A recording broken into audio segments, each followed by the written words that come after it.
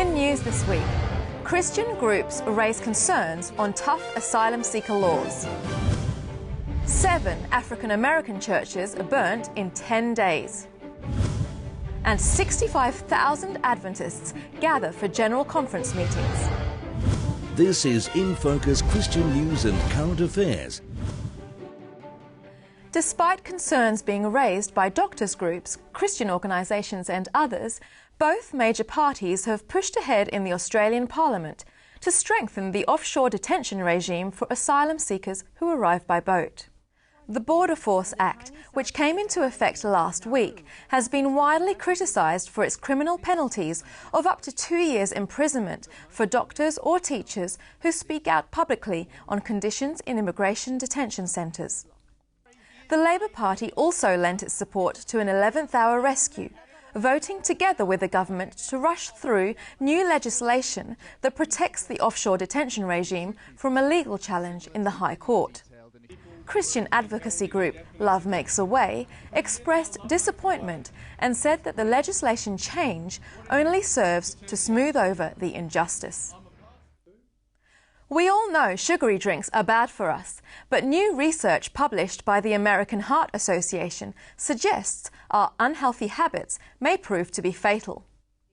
After looking at worldwide dietary and disease patterns, the researchers suggested that each year around 184,000 deaths can be explained by the consumption of sugar-sweetened beverages. The immediate causes of death are diabetes, followed by cardiovascular disease and cancer. With soft drinks, there's a lot of sugar in it, and because of that, there's a lot of free radicals and that sort of thing that destroys the body, that creates all these problems. Water is a simple drink. That was what God gave us right from the beginning, and it's the safest fluid, if you like, water fluid for the human body. Evangelical Christians in the south of the Philippines are speaking out against a planned law that they fear would put militant Muslim separatists in charge of parts of the country's southern islands.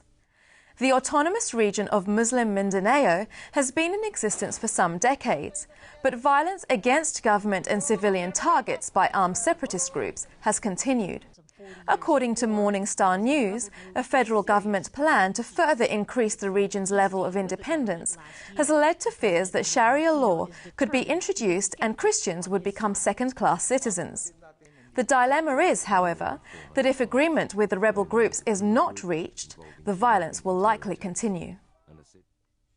After attending United Nations human rights meetings, a Seventh-day Adventist representative has warned that appreciation for religious freedom as a fundamental human right is waning.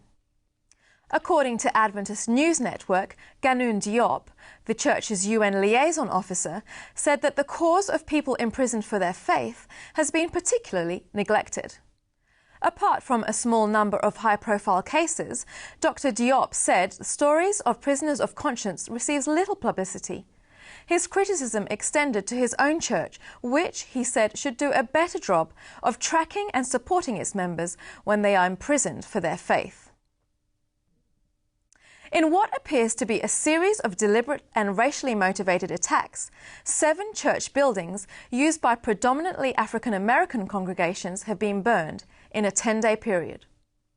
The churches are owned by a variety of denominations, including Baptist, Churches of Christ, and Seventh-day Adventist, and are mainly located in America's South. One of the fires is likely to be accidental, but 3 have been confirmed as arson. Police are investigating the remaining 4. After last month's mass shooting at a church in Charleston, South Carolina, the discussion has intensified about the continued presence of racism in the United States. 65,000 Seventh-day Adventists from around the world have gathered in San Antonio, Texas, for the denomination's 5-yearly General Conference meetings. According to the Adventist Review, it's the city's biggest ever convention, with the visitors expected to inject $41 million into the local economy. Early in the meetings, Dr. Ted Wilson was re-elected to a second term as president of the World Church with a strong majority. Later in the week, the much-anticipated vote on women's ordination was held. Adventists in Papua New Guinea have set a new standard in church service projects, building a new maternity ward for a rural community in just 2 weeks, while also running free clinics and providing nightly health talks. Hundreds of volunteers were involved in the outreach project at Berrina, northwest of Port Moresby. Their efforts also included a town cleanup, maintenance of disadvantaged families' homes, and life skills training. Locals were so impressed that they donated land for an Adventist church to be built. Privacy rights campaigners have long resisted the growing surveillance of security-conscious governments, but now it seems churches are getting in on the act too. According to Fusion.net, claims are being made that facial recognition software is being used in at least 30 churches around the world. According to the company that developed the Churchix system, these congregations are being scanned by cameras, and the software is able to keep track of who's turning up for worship and who's not. Although church leaders are being encouraged to let members know they're being filmed and tracked, there's no guarantee that the message is getting through. The shortlist for the 2015 Australian Christian Book of the Year has been released by Christian literature ministry Spark Lit. Among the possible winners at next month's awards ceremony in Melbourne are Michael Gladwin's History of the Australian Army Chaplains, The Doubter's Guide to the Bible by John Dixon, and Anne Wicknell's Spiritual Handbook for Staying Strong Through Busy Times. Sparklet is also looking at entries for the Young Australian Christian Writer of the Year and Australian Christian Teen Writer of the Year. And that's the news for this week. Don't forget you can see the full InFocus program, complete with lifestyle advice and an inspirational interview, on the Australian Christian Channel and Hope Channel, as well as our website record.net.au. I'll see you next time. Until then, stay safe and God bless.